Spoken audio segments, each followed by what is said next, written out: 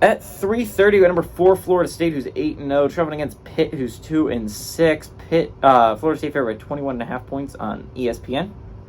Jordan Travis for the Seminoles has gone 164-253, thrown for 2,109 yards, 18 touchdowns, 2 interceptions.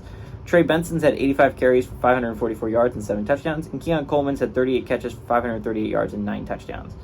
Phil Jurkovec for the Pitt Panthers gone 57-112, thrown for 818 yards, 6 touchdowns, 3 interceptions.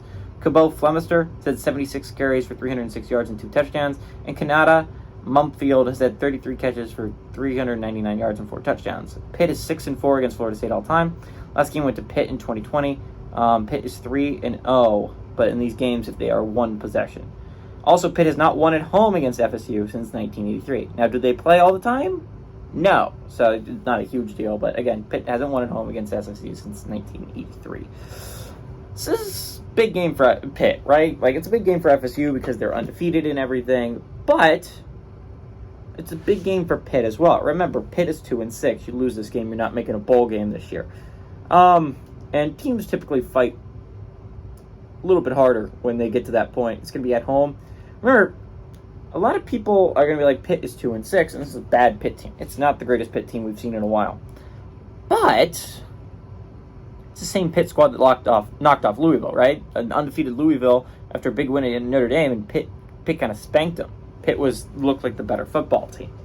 And so this is a really interesting matchup.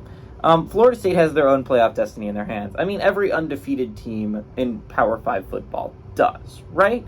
But Florida State has the easiest path to the playoffs. If you're looking at it, we're going to go into a later video, at least I hope, should be out later tonight. But Florida State does not have to play a ranked opponent or a playoff-eligible opponent until possibly the conference championship, and that's only if Louisville is still playoff eligible by that point, right? Florida State has by far the easiest regular schedule left. Now, to be fair, it was a front-loaded schedule, right?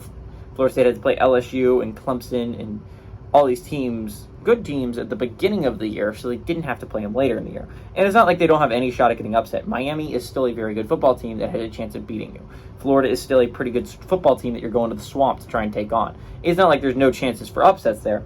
But Florida State definitely has their own destiny in their hands, and they have a great chance at making this playoffs if you just keep playing good football. Pitt wants to knock off another team. It's going to be at home. It's going to be a good crowd for the Florida State game because, again, it's going to be nationally televised. It's going to be an exciting event for a lot of these Pitt fans, chance to knock off the number 4 team in the country. I don't think they do. I think Florida State did what they did to Wake Forest last week. They go on the road, and they beat them pretty handily. Give me the Seminoles to go on the road and cover the spread.